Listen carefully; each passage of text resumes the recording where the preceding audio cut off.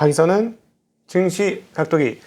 안녕하십니까 투자자 여러분. 특별히 오늘은 미국에 계신 투자자 여러분 안녕하십니까. 마음이 좋지 않으실 것 같아서 조금 일찍 오늘 방송 동영상 시작하도록 하겠습니다.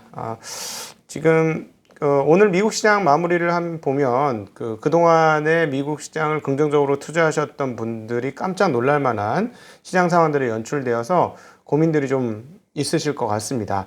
일단 오늘 시장을 한마디로 표현을 해본다면 백신 시즌 2 이런 정도로 이야기 드릴 수 있을 것 같아요. 그러니까 어제하고 똑같습니다. 어제하고 똑같은데 약간 어제보다는 강도가 약해졌고 또 어제 너무 많이 달린 것에 대한 일부 조정도 나오는 그런 양상이었습니다. 그러나 어쨌든 지금 분위기 중에 가장 중요한 건 이 마찰적 변화 정도라고 표현해야 될까요? 아니면 마찰적 충격이 언제까지 이어질 것이냐가 지금 시장에서의 핵심 사항이다. 이렇게 말씀드리는데, 여기서 마찰적인 변화라는 건 뭐냐면 지금 백신이 나오면서 그동안의 언택이 컨택으로 굉장히 빠르게 바뀌고 있어요. 그래서 오늘 지수상으로도 보면 이 흐름들이 전형적으로 나타나는데요. 중소형주들이 포진된 러셀 2000이 가장 큰 폭의 강세, 그것도 완전히 차별적인 강세를 나타내고 있습니다. 1.72%가 오르면서 1734를 기록을 했습니다. 그러니까 강세장이었죠. 지수가 1.7% 올랐으니까. 그럼 다른 것도 그랬느냐라고 봐야 되는데 다른 거는 전혀 그렇지 않았어요. 나스닥은 무려 반대로 1.37%가 떨어졌고 S&P 평균, 그러니까 대표 지수는 S&P 500도 0.14%가 떨어졌습니다. 그러니까 살짝 떨어졌다라는 것이죠. 다우는 반대로 0.9% 올랐으니까요. 거의 1% 가까운 강세였으니까 강세장이었다라고 표현할 수 있습니다. 지금 시장이 완전히 차별화되어지고 있는 양상이 나타나고 있는데요. 모두에서 말씀드린 대로 이러한 흐름들이 나타난 이유는 도대체 무엇이냐? 도대체 이런 흐름이 왜 나왔느냐? 그렇죠. 백신에 의한 장세예요. 그러면 자, 이렇게 얘기하실 거예요. 이렇게 하면 번지수 잘못 찍는 건데, 야, 백신이 영하 70도에서 있어야만 한 달간 보관되고, 거의 영하권에 있어야만 그것도 일주일 겨우 가는데, 그거 도대체 제대로 그거 확산이 되겠느냐. 이렇게 접근하시면, 뭐라 그럴까요? 한식집에 가서 짜장면 찾는 격이에요. 예. 중국집에 가서 김치찌개 달라 그러는 격이고. 안 되는 거예요. 이렇게 접근하시면 안 되는 거예요, 시장은. 시장은 제가 계속해서 말씀드리지만, 뭐가 만들어서 이루어졌습니까, 시장은? 사람이 만들어서 이루어졌어요. 시장은 사람이 만들어서 이루어진 거고, 사람은 어떤 존재다? 주식시장, 투자시장에서는 어떤 존재다? 사람을 어떤 존재로 인식해야 된다? 심리적인 존재다라고 인식해야 되고, 또 하나, 사람들의 눈은 어디를 향하고 있어요? 사람들의 눈은 미래를 향하고 있어요. 어떻게 해서 돈을 벌을 것이냐. 오늘은 이미 오늘로 끝난 거죠. 오늘 마감이 되면, 장마감이 되면 끝난 거예요. 그러면 내일 어떻게 돈을 벌을까? 이 생각을 하잖아요. 그러니까 투자자들의 시각은 항상 미래를 향해 있습니다. 미래를. 앞으로 어떻게 되지? 자, 그러면 백신이 어떻게 되느냐보다 중요한 건 백신이라는 게 등장했다라는 게 사람 투자자들의 심리를 빵 친 거예요. 현실에서는 이거의 수송과 그다음 배양과 그다음에 이렇게 확산시키는 거, 이런 것들이 굉장히 중요하겠지만 주식시장에는 그게 그렇게 중요하지 않아요. 거기에 그렇게 신경 쓰지 않는다는 얘기예요. 백신이 나왔다는 것 자체가 중요해요. 어차피 이거는 시간이 되면 될 거 아니니, 그러면 이렇게 되면 그 다음에 우리 투자는 어떻게 해야 되니? 투자자의 시기는 항상 3개월에서 6개월 뒤를 보고 있기 때문에, 미래를 바라보고 있기 때문에 이 부분에 대해서 이해를 못하면 시장에 대한 이해하기가 어려워지는 겁니다. 네. 그래서 지금 상황은 뭐냐면, 그동안에는 계속 언제 끝날지 몰라. 2차 팬데믹이 오고 있어. 이런 상황에서 굉장히 안심하고 달렸던, 홈 주식들이, 마이홈 주식들. 즉, 집에서만 있어서 모든 것을 결제하게끔 만들어주는 그런 쪽이 굉장히 좋았죠. 근데 이제는 돌아다닐 수 있게 된 거야. 이제 펼쳐질 거야. 어제 저녁 오후 저희가 장 마감한 이후 백신 이후의 장세, 이게 이제부터 고민해야 될 대목이거든요. 저희가 백신 이후의 장세 고민을 해야 되는데, 어제는 이렇게 말씀드렸어요. 저는 어제의 입장과 거의 동일한데, 어제 제가 어떻게 말씀을 드렸냐면, 일단은 워낙 많이 떨어져 있기 때문에 항공주, 여행주 뭐 이런 거 얼마나 많이 떨어져 있어요. 그러니까 뭐 어제 카니발 같은 경우는 무려 39%나 폭등했죠. 오늘 반대로 많이 떨어졌습니다. 오늘 카니발은 그 많이 오른 거에 후폭풍으로 제일 많이 떨어진 종목 중에 하나에 13%나 떨어졌어요. 그럼에도 불구하고 어제 뭐 워낙 많이 올랐으니까. 자, 다시. 그러니까 이런 얘기하니까 메인을 자꾸 까먹네. 그러니까 그 지금 시장은 그동안의 마이홈 주식들이 앞으로 어떻게 될 것이냐. 그 수혜가 그대로 될 것이냐. 아닐 것이다. 그다음 또 하나. 너무 많이 떨어져 있잖아요. 이게 올라와야 될 거 아니에요. 자, 그러면 이렇게 빅테크들이 예를 미래가 이제 전망이 어두워서 끝났다. 이래서 빠진 걸까? 이래서 빠진 걸까? 끝났기 때문에 이것도 번지수가 잘못 짚은 거지. 자, 항공주 2배 오를 것 같아요. 카니발에 보셨지만 여행주 2배 오를 것 같아요. 카지노주 2배 오를 것 같아요. 자, 그럼 어떻게 할 거예요? 여러분은. 제가 일부러 여러분들한테 생각을 한번 해보시라고 생각에 미끼를 던져드린 거예요. 안 그렇겠어요? 항공주 2배 안 오를까? 여행주 2배 안 오를까? 카지노 2배 안 오를까? 오를 가능성 없을까? 물론 그 중에는 오른 것도 있고 안 오른 것도 있고 절반만 오르다 끝나는 것도 있고 뭐 많이 있겠죠. 그럼 어떻게 될 거예요? 여러분 지금 무슨 생각 하셨어요? 그거 사야 되겠네? 이런 생각 안 하세요? 그거 사야 되겠다? 그렇죠. 그럼 여러분만 그 생각하겠습니까? 심리를 가진 인간이 다 그 생각하죠. 그래서 빅테크가 나빠서가 아니고 이쪽 주식이 너무 빠졌잖아요. 그래서 제가 어제 오후에 말씀드린 게 얘네들이 가격 정상화가 일부 백신에 의한 백신 이후 장세로 될 수는 있다. 물론 그 과정 중에 백신이 어떻게 나올 것이냐에 따라서 올랐다가 또 우당탕 하겠지. 당연히 그건 뭐 항상 그런 거잖아요. 뭐 그렇게 자세한 것까지 제가 말씀드려야 될지 모르겠는데 하여튼 그렇게 되겠죠. 당연히. 근데 어찌되었건 지금은 이렇게 쏠리는 거죠. 네, 쏠리는 거예요. 저기서 큰 돈이 보이는데 내가 지금 갖고 있는 거 먹고 있는데 저쪽으로 이동 안 할까? 할 수 있죠. 근데 문제는 뭐냐면 여기서부터 이제 마찰적 충돌이라고 제가 말씀드렸는데 마찰적 충격이 일어났다 이러는데 이게 어디까지 갈 것이냐가 핵심이에요. 지금부터. 몰라 이건 누구도. 이렇게 말씀드린 저도 잘 모르겠어. 근데 어찌되었건 어떤 생각이 드냐면 이게 어느 정도 가격이 이 정도 올라왔으면 됐어 라고 생각되는 그 시점까지 올라온 다음에는 그 다음부터 이제 다시 시장이 평정심을 가지고 볼 수 있겠죠. 지금 백신 이후 장세라 백신의 흥분세가 유지가 되고 있는 거죠. 어제하고 그래서 똑같은 장세가 나타난 거고 이러다가 갑자기 백신 안 돼 어려워 이러면 뭐 또 다시 방향 바뀌겠죠. 내일 또 바뀔 수도 있는 거예요. 그래서 이런 장세가 펼쳐지고 있다라는 이 부분에 대한 이해를 하셔야 증시에 대한 이해가 되고 주식시장 되고 자본시장이 그래서 제가 그 말씀 드리는 거예요. 시세 흐름 하루하루 보면서 촐랑촐랑 해가지고 개인들이 이거 다 제대로 대응해가지고 갈 수 있겠느냐라는 거예요.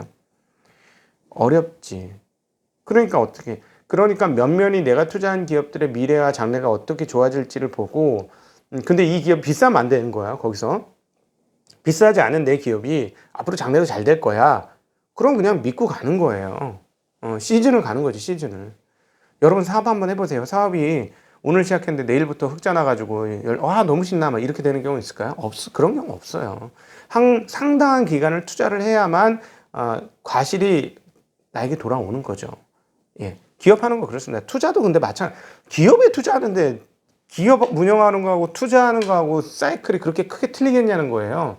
물론 기업이 어려웠다 좋아지는 그 순간을 탁 포착해서 할 수 있지. 투자는 그런 점에서 투자는 훨씬 더 능동적이고 유동적이고 신속하게 대응할 수 있다는 부분들이 있어요. 그게 투자의 매력이죠. 근데 이런 거 너무 강조드리고 싶지는 않아요. 왜냐하면 여러분 저는 그런 부분 개인들은 좋은 기업들을 장기 투자하는 게 훨씬 좋다고 저는 생각해요. 그거가 방법이에요. 이렇게 단기 분기 잘라가지고 가는 거는 개인들이 아니고 전업 투자자들이 하셔야 될 거예요. 저는 개인적으로 그렇게 생각합니다. 그래서 그런 거는 말씀드리지는 않겠고요. 어찌되었거나 개인들이 투자하려면 좋은 기업들을 장기 시계열로 하되 어쨌든 기업은 턴회에서 돌아가는 건 항공모함 돌아가듯이 굉장히 큰 반경이 크게 돌아갈 수밖에 없다. 시간이 걸리면서 투자도 그러니까 그런 기간을 두고 하는 게 맞다. 물론 전업 투자자는 포착, 순간 포착을 잘해서 그 기간을 좀 짧게 할 수는 있지만 전업자 투자자의 몫이다. 뭐 이렇게 정리를 해볼 수 있을 것 같습니다. 네. 예, 어쨌든 자, 그래서 그런 충격을 받아서 오늘 이런 장세 흐름이 나타난 거예요. 그런데 어제하고 다른 부분은 뭐냐면 어제하고 다른 부분은 채권 시장과 채권 시장의 약세가 지속되었는데 약세 폭은 좀 줄어들고 왜냐하면 워낙 많이 올랐잖아요. 어제 금리가. 그다음에 환율 시장의 동요폭은 또 줄었다는 거예요. 달러 지수가 어제 92.83에서 지금 92.72입니다. 그러니까 상당폭 그 변동폭은 좀 줄었어요. 그러나에도 불구하고 약세.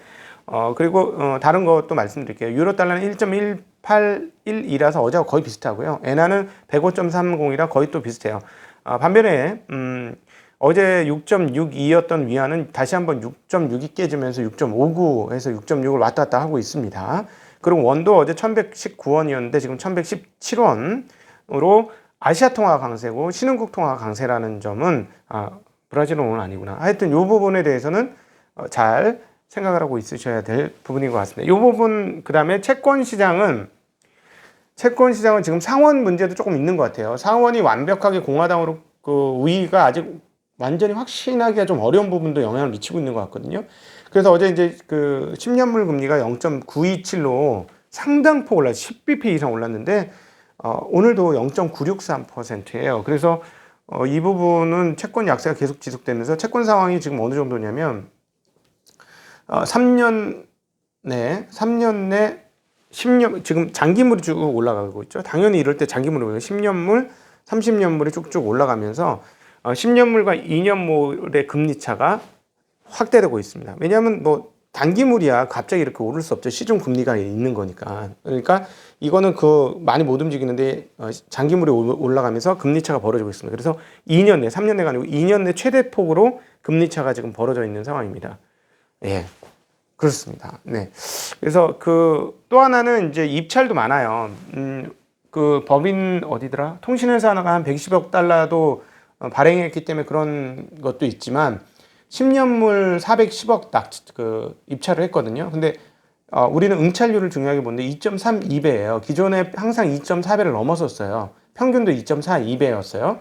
근데 2.32배로 좀 줄어들었어요. 이렇게 응찰률이 낮다는 건 아무래도 금리를 더 줘야 사람들을 더 땡길 수 있다는 얘기가 되잖아요. 이 부분 오늘 시간 갔으니까 이 채권 시장 기초 얘기는 안 하겠습니다. 예. 그래서 그런 상황들이 지금 채권 시장에서 벌어지고 있는데 채권 시장은 백신도 백신이지만 상원 문제도 약간 걸려 있는 것 같은 느낌이 들어요. 왜냐하면 다른 시장에 비해서 지금 우리가 보면 어제 주식 시장 그리고 채권 시장 환율 시장 똑같이 어제와 똑같은 카피본이 오늘 나왔는데 어제는 이만 사이즈가 많았으면 오늘은 사이즈가 좀 작아요. 사이즈가 작게 나타났는데 채권 시장은 그럼에도 불구하고 개중에서는 가장 큰 폭으로 채권 가격 하락, 금리 상승이 나타났기 때문에 이 부분은 백신만이라고 얘기하기는 조금 너무 강하다. 채권 약세 폭이 너무 강하다. 이렇게 정리해 볼 수 있을 것 같습니다. 예. 어쨌든 지금 그 전문가들 의견들이 어떻게 되고 있냐면 이 부분들에 대해서 한번 말씀을 드릴게요. US뱅크의 웰스 매니지먼트 테리 샌드베는 증시의 로테이션이 연말까지 지속할 것으로 본다. 기술주와 이미 소비재, 커뮤니케이션은 장기적으로 우리의 가장 선호하는 분야로 남아있겠지만 단기적으로는 경기의 개선에 신호가 부상하면서 경기 순환주가 더 성과를 낼 것으로 본다. 아까 제가 드렸던 말씀하고 비슷한 얘기예요. 올해 주가 그다음에 얼라이 인베스트의 린지벨 올해 주가 상승을 이끌어온 자택 대피 거래는 이제 선호에서 빠질 것이다. 기술주가 장기적으로는 여전히 양호하겠지만 남은 기간은 지난 3월만큼 시장을 앞지르지는 못할 것이다. 3월 이후에 나타난 것처럼 이런 얘기를 했습니다.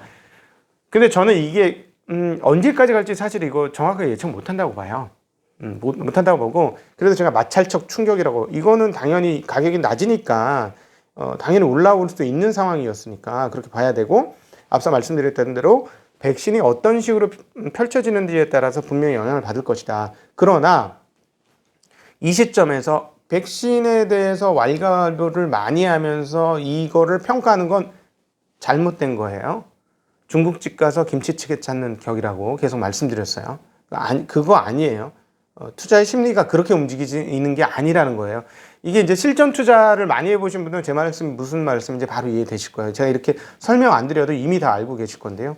어쨌든 그렇고 시장 분위기 전체에서 우리가 캐치해야 될 부분은 뭐냐면 위험 선호가 이어지고 있다라는 게 핵심이에요. 그리고 위험 선호는 이런 백신 시즌이 시작되면서 좀 더 이어질 것이다. 그 다음에 어느 정도 이어지고 나서 시장은 다시 한번 고민할 것이다. 다음 스테이지에서 누가 스타가 될 것인지 생각을 할 것이다. 그동안엔 볼 거 없이 빅테크들이 완전 스타였는데 갑자기 저기 완전 무명으로 떨어져 있었던 옛날의 스타들이 있어요. 그러니까 옛날에 한가락씩 하던 애들이 무대 근처까지는 와야 되는 상황인 거예요, 지금.